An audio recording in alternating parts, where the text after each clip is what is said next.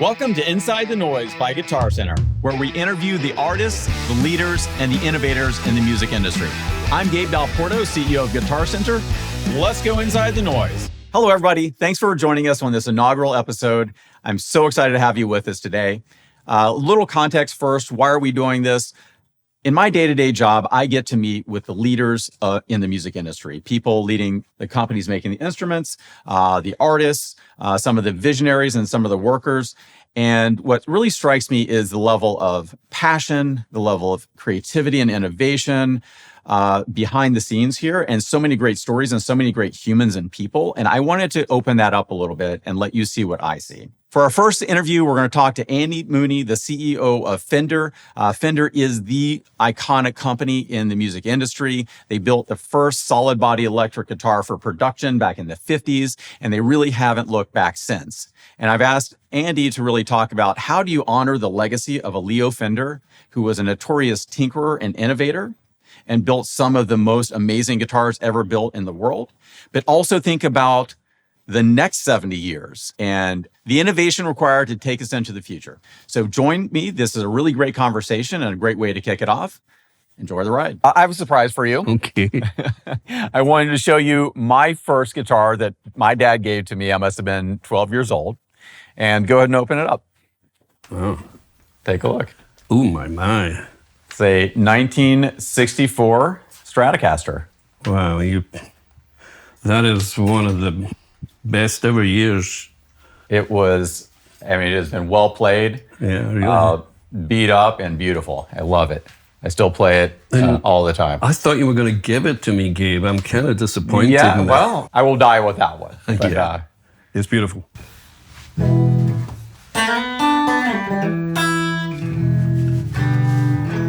Yeah. There you go.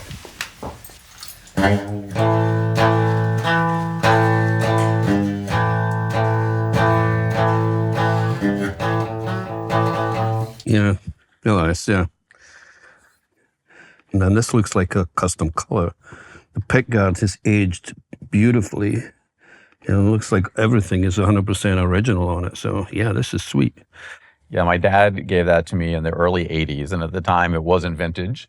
And I just loved it, played it my entire life. And, every year just started getting more and more valuable. And then I started thinking, boy, I better take better care of this. And but it's kind of part of my family now. Yeah. This is Andy Mooney, CEO of Fender. And he's graciously agreed to spend a little time with us today. And Andy, I wonder if you could maybe just take us in the Wayback Machine. And, Leo Fender in 1950 created the first successful solid body electric guitar in the world and really created an entire industry. Fender has been the leader since. Can you tell me a little bit about maybe like the legacy of Leo Fender and what it means to the company today and how that carries forward? Well, Leo was kind of a mad scientist in some ways. He never played guitar, but at the post-war era, and he was trying to figure out what he was going to do in his life, he really started making amplifiers. And that was the time of the big band era. The guitar players, and then following on, the bass players couldn't be heard. He saw an opportunity to amplify the instrument, but he kind of started from the amplifier category and then came into guitar. Leo was a true believer in two things. One is intently listening to the end user, and then having the design form follow function. So I think a lot of the most enduring designs have had that same ethos. I'm a car guy, Porsche 911. You go back to the original members of the Porsche family. Everything that was done in that car, even where the ignition switch was done so that you could go into gear and turn the ignition at a start at Le Mans. You could do it quicker. So every single detail of that car was thought through from the end user. That was Leo's approach to guitar, and he came up originally with the Telecaster, which it was his first attempt. That was more a kind of evolution of the classical Spanish guitar electrified. But then he came up with the Stratocaster, and that really looked like it had fallen from space. one of the original members of the Gretsch family famously said, "That'll never sell." It's just too out there for people to really adopt. But the musicians that he met and he worked with believed in it because it worked for them. I mean, everything that he did, the bolt-on neck, the ability to modify it, the fact that you could actually start to use pedals when pedals came along, all of that stuff, it all clicked. But it was all about form following function. So to this day, the legacy that he's left is every product that we design, we start from talking to the artist and figuring out what their needs are. And then anything we put out in the market is all about form following function. And so that's really the enduring legacy, I would say, that he left. Yeah, like if I was to make an analogy, it's like Fender did to music what Apple did to computers. It was a real pioneering moment of changing the way music was made. Yeah, the Apple analogy is an interesting analogy because, I spent 11 years at Disney, and in the first month or so I was there, I had got grilled by Steve Jobs because he was the CEO of Pixar, and he asked me, thinking he was going to trip me up, I think, what was my thoughts on what made for a great brand? And I said, well, off the cuff, I said, I think it's the cumulative effect of great products. And he goes, well, that's an okay answer. He said, but what I would add is that every single product that you make is either a deposit or a withdrawal in the bank of brand equity.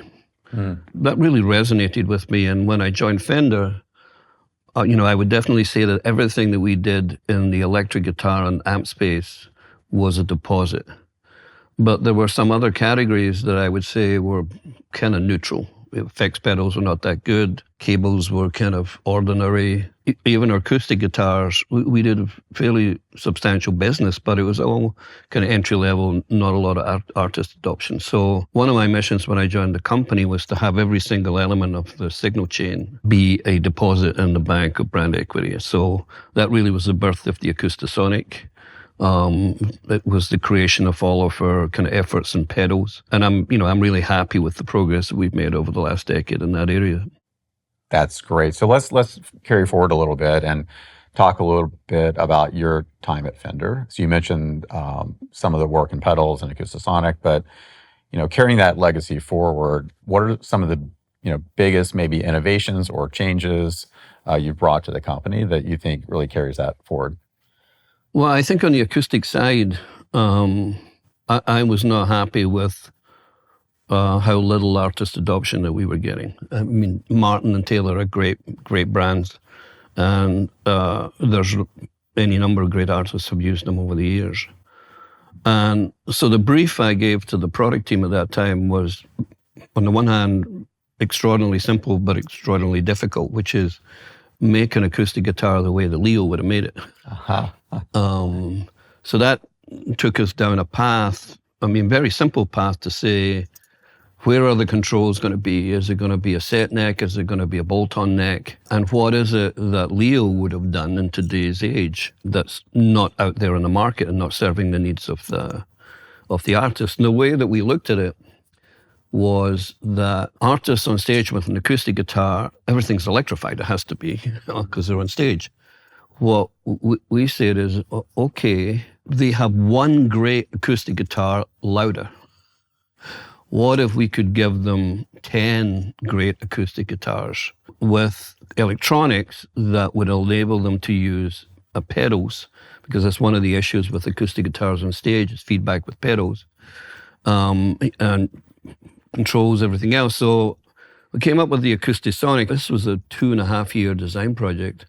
And at every stage I was kind of tuning in to kind of listen to the progress. And the very last session, the team pulled me in and he kind of took me through. We spent a lot of time working with Fishman to develop the electronics. And it took me in and they took me through the acoustic voicings, and they said, listen to this. And then it was an electric guitar. How did that happen? That was a really a happy accident. And it's, as we both know, guitar players are very reluctant to change. And we never expected the Acoustasonic to be an overnight success, but it's really gratifying now to see, folks like Phineas or Jack White, now asking for kind of custom variations of that. So we're starting to see the type of artist adoption that we wanted, and we've now kind of got the line in various price points so that people can come in at more accessible price points and experience the instrument for the first time. So I think that's one of the big things for me, because the acoustic category is as big, if not bigger, than the electric category. Yeah. I mean, one of the things I was struck when I visited your plants was how much human craftsmanship still goes into the process. And many people say, well, why does this cost $1,500? And I came out of that visit thinking, why isn't this $3,000? Yeah. Because there's so much like craftsmanship and love and effort actually put into every single instrument. Tell me a little bit more about like maybe the people behind making the instruments. Well, they truly are a group of artists, and each one of them is a very distinct personality and brings their personality and their craft to the instrument. This year, for example, one of the master builders, a guy called Yuri Shishkov, who's a Russian emigre. He actually has a book. He's written a book about his journey, ending up in the Fender custom shop. His area of expertise is really in jeweled inlay. So the last collaboration that he did was with Fabergé. Wow. So the guitar that he created also came with an egg, but we just sold that in Abu Dhabi for, forget about $1,500, just shy of $1 million. Wow. Because there's always someone out there who almost everything that Yuri makes is actually playable, but a lot of people buy Yuri's guitar. They're objet d'art.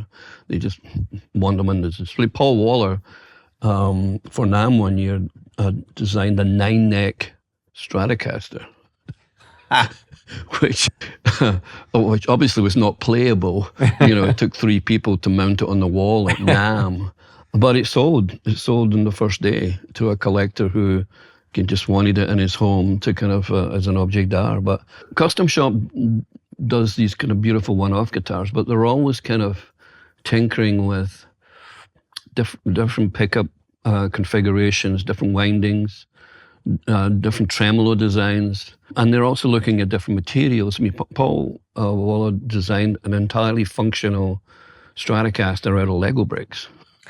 1 year, and then the year after that he did one in cardboard. With the way that the cardboard was kind of constructed, it actually, obviously the strung neck was the toughest part to crack, but he managed to crack it. So they're always, it's both a kind of revenue center and a creative center, but it's also a kind of an experimentation center for new ideas. Which I think really links back to that. Leo Fender, at his heart, was a tinkerer, right? And he was constantly trying to innovate. And it seems like that's alive and well at Fender. Yeah, absolutely. So where do you go from here? Like, what do you want Fender to be 50 years from now? Like, how do you respect the past, but also like really think about the future and where you want to take the company? Well, I think you have to keep listening to the artist, and as it relates to the electric guitar, as I say, artists generally in the electric side have been reluctant to kind of really accept innovation. I mean, one of the guitars in my collection was a collaboration we did with Roland, which I thought was a very interesting guitar, but it didn't attract an audience. It was.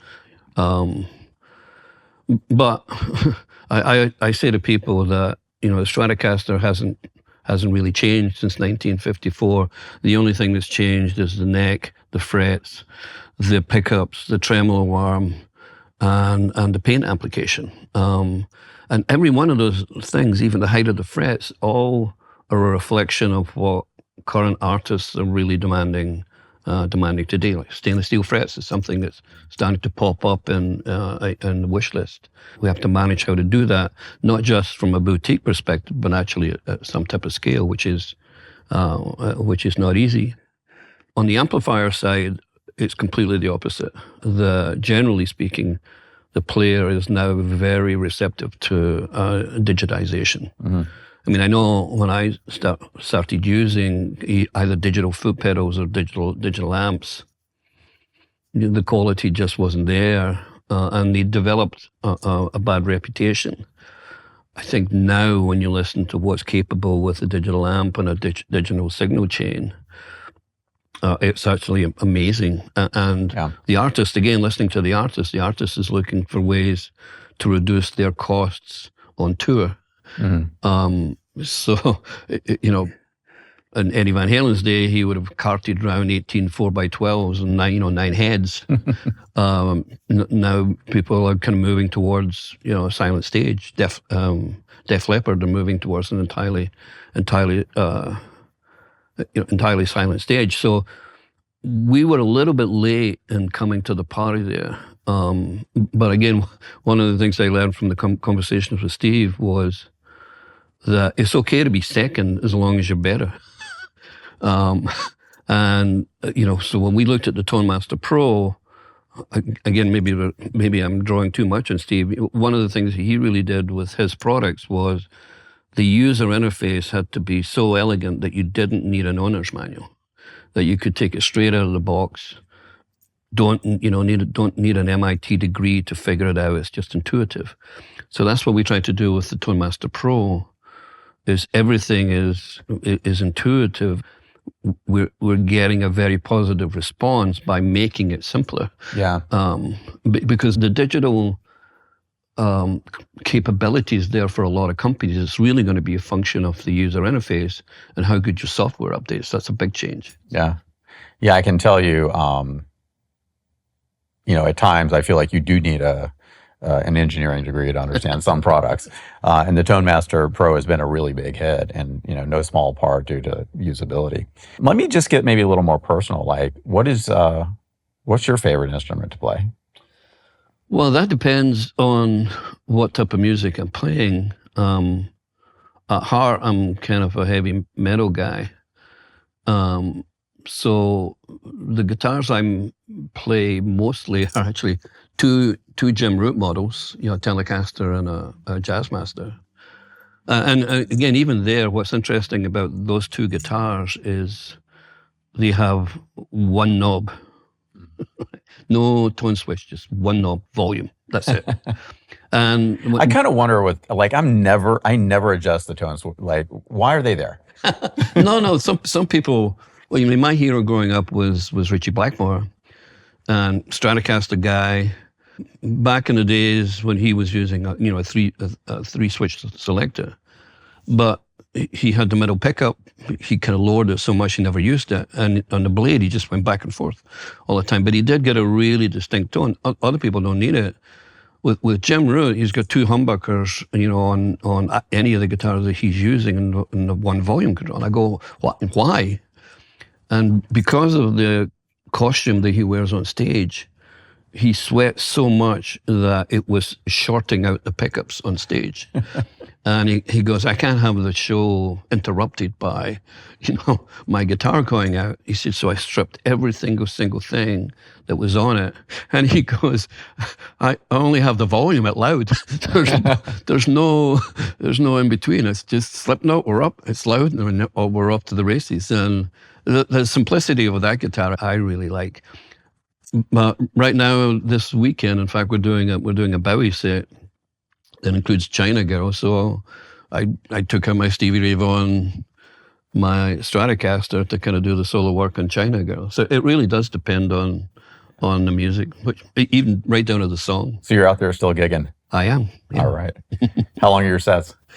Well, it was interesting to hear you say yesterday, thinking about bringing things back, like the drum off. Yeah. When I actually found some circuitous way to always gig no matter what company I worked for. Love it. And I always had a guitar in any office I ever worked in. So when I came to Fender, I assumed there would be some process to gig, but there wasn't. And then somebody had said, well, we used to do that. And I said, well, let's do it again. So this was 10 years ago. So we created an event called Band Jam. It's not rocket science. So every quarter, at every location, we rent a cheesy bar. We guarantee the minimum alcohol tab, which is never a problem. And then the only criteria for the bands that go on stage are at least one of the members has to be an employee.